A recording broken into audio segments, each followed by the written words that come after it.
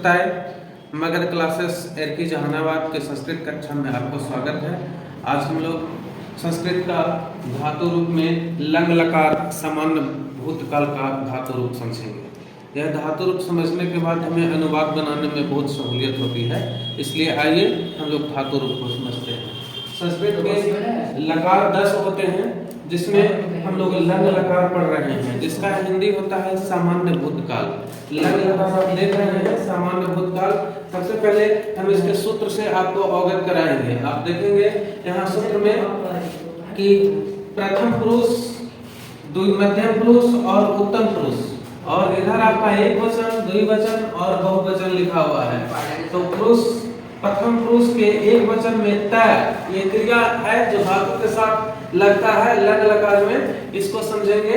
यानी प्रथम पुरुष एक वचन में त, द्विवचन में ताम, बहुवचन में अन, अर्थात ये धातु के साथ लगने वाला क्रिया, इसको इस तरह से पढ़ते हैं त तम अन, अह तम त, अम आव आम।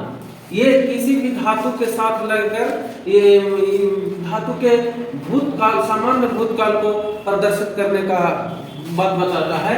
यहाँ पर आप देखेंगे कि हमने ये क्रिया के साथ आप पठ धातु को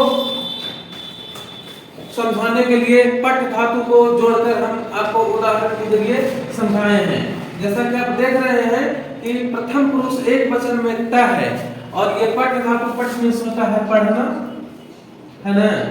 पठ मीन्स पढ़ना होता है, ये त मिलकर आ पठत हो गया।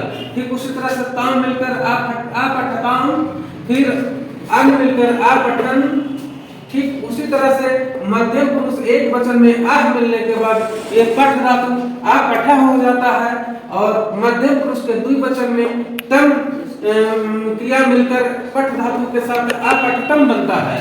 ठीक उसी प्रकार से त लगने के बाद आ पठत बनता है, और उत्तम पुरुष एक वचन के साथ अम लगने से आ पठामा बनता है, द्विवचन के साथ आवा लगने से आ पठावा बनता है, और बहुवचन उत्तम पुरुष के साथ आम लगाकर आ पठामा बनता है। तो इस तरह से हम पठ धातु का सामान्य भूतकाल में लंग लकार के अंतर्गत जो रूप पढ़ेंगे वह इस तरह से पढ़ेंगे। अपठत, अपठतम, अपठन, अपठः, अपठतम, अपठत, अपठामा, अपठावा, अपठामा।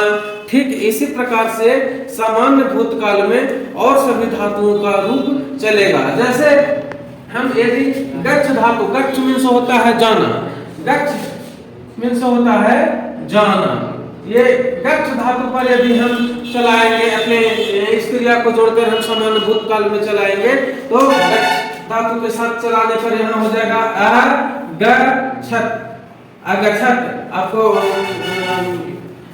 गलत प्रॉब्लम हो रहा है, हम दूसरे लिख देते हैं यहाँ पर, आपको समझ में अच्छा से आ जाएगा।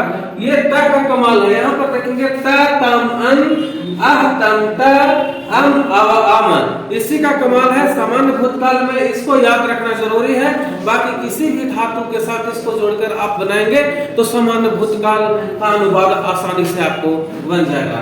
जैसे कि आप गच्छ धातु के साथ हम आपको बता रहे हैं कि गच्छ धातु को सामान्य भूतकाल में यदि हम रूप चलाते हैं तो कैसे चलाएंगे। तो गच्छ का हो जाएगा यहाँ आप पठत के, पठ के हो जाएगा अपठत, तो गच्छ का हो जाएगा अगच्छत, अगच्छत। ठीक है। त लास्ट में देखिए जोड़ दिए, यहाँ ताम है, यहाँ आ तो लगेगा, गच्छ में गच्छाम हो जाएगा। यहाँ आ पठताम है, यहाँ आ गच्छाम हो जाएगा।